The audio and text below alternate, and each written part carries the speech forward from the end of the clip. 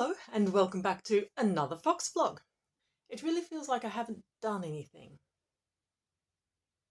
Even though I've been working on stories almost every day. That's not true actually. So last time we caught up, I had just managed to get onto that downward hill run of finishing the draft for the first 3 books of the Whisperer series, so whole trilogy.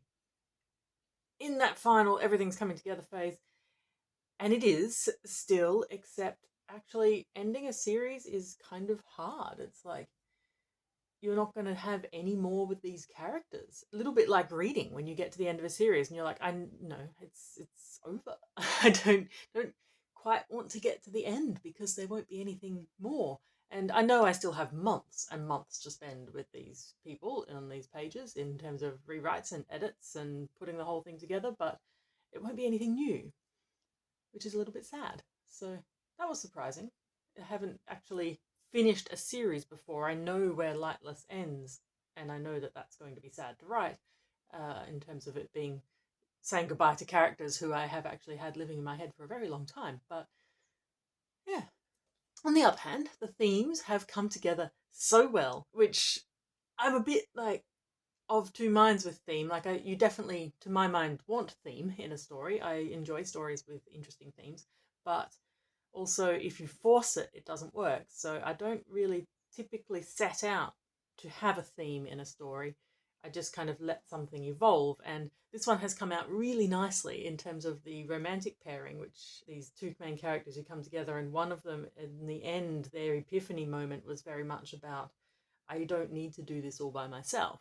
And the other one, it was a case of, I don't need to be validated by anybody else. So those two people coming together and sort of showing each other that side of the same coin, essentially, is a lot of fun. Really happy with that. The romance has come together well, which was good because initially I wasn't entirely sure that they were working. They do.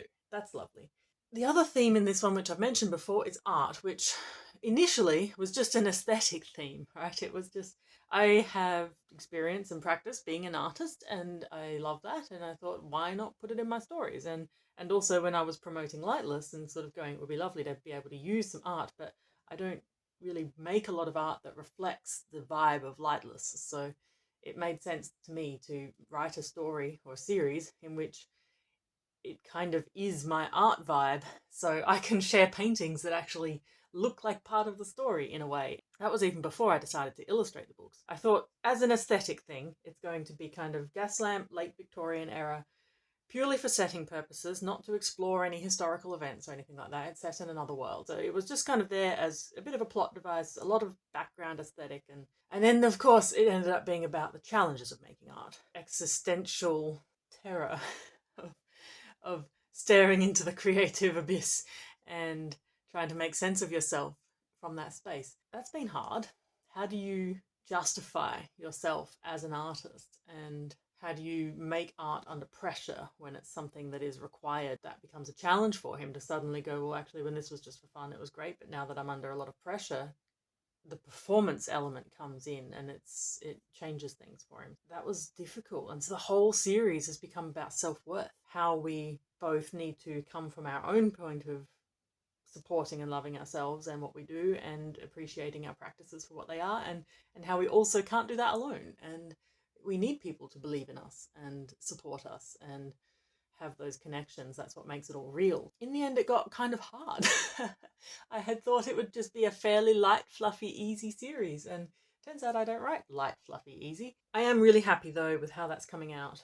As much as it was a struggle to write, especially given that I am in that space a lot of the time of trying to figure out how do I fit into society as an artist, that was a challenge to write.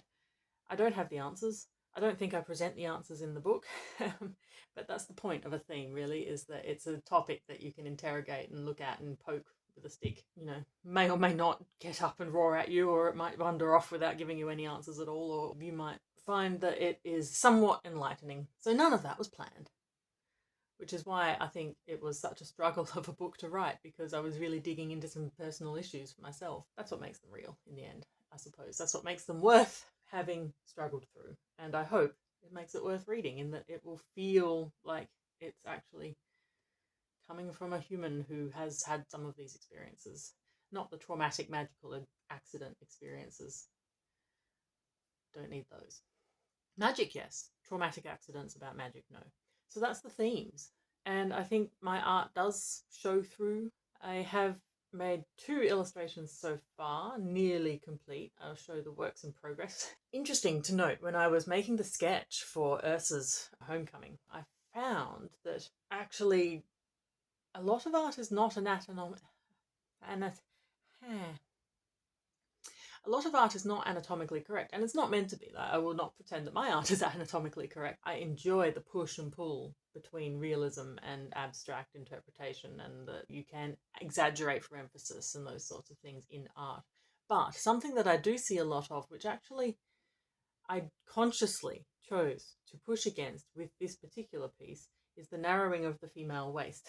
And when I drew the initial outline, I was sort of like, okay, that doesn't look quite pleasing. And I narrowed her waist and then went, that looks more like a piece of art that I see all the time on the internet, like pictures of women with very narrow waists and then wider hips. And yes, women do have narrower waists in their hips, but not that much. Unless you are some sort of true hourglass figure. And I specifically describe Ursa in the book as not being that. It was a bit of a toss-up between do I go with what is aesthetically pleasing, shall we say, because it's just what we've been trained to expect to the eye, or do I go with what to me feels true to the character and how I want to represent this, which is breaking down some of those ideals around the feminine form and shape and beauty. So she doesn't have a super narrow waist, and I think I prefer that, even though perhaps it has made her silhouette less strong. I've also decided, given that Ursa's skin, you can see from her hair, she has 2 skin tones. She has patches of indigo all over her skin, which is by her choice. I did not plan to illustrate this book when I wrote it, when I drafted that character, and so it occurred to me how bloody hard that was going to be to paint consistently, especially with small watercolors on quite small pages. So no, I'm not doing that. The illustrations will be faceless. I don't mean that they will just have blank spaces where the faces will be. I mean, I will be designing the graphics so that the characters are never actually facing the viewer. And partly, yes, that is because I don't want to have to try and paint Ursa's face over and over again and get it to be anything like accurate. And also, largely though, because I think when you're reading a book, especially for the first time, it's really nice to read it without knowing what the characters' faces look like and having that kind of painted out for you and letting them form in your mind. And obviously, I'm going to draw from the actual text in terms of what I do paint in like height and general shape and so forth, but for the most part it's all going to be about the atmosphere and the aesthetics of the space and the characters doing something but not looking at us, and you can imagine the faces however you like then. So I kind of like it.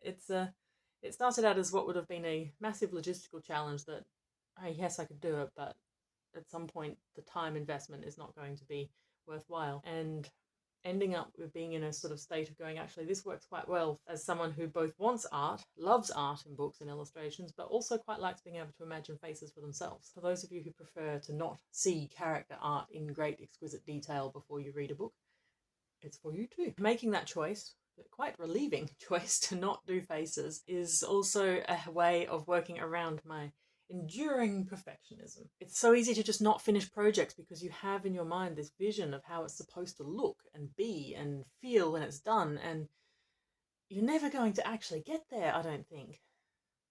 Maybe one day, but at the end of the day, every piece of art you ever make is still going to look like you made it. It'll be artificial to you, and what will look stilted and forced perhaps, especially when you only just finish it, and sometimes looking away for 6 months and then going back will make a big difference, but compared to how somebody else looks at it is very different. So someone else will look at a painting I've done and go, wow, and I look at it and go, it's just splodges on paper, isn't it? Which it is and it isn't, and that's the beauty of it. That's the amazing thing about creative work, is that it can take all sorts of shapes and appearances and forms in other people's minds, even when it is literally visual stuff on paper. Like the way people see things and interpret shapes and imagery is different. That's amazing. And you'll never get it perfect, because even if you do manage to get exactly what's in your head onto the paper, and I'm not capable of that because things always somehow change in the translation, and often for the better, so it's a good thing. But I've lost that thought completely.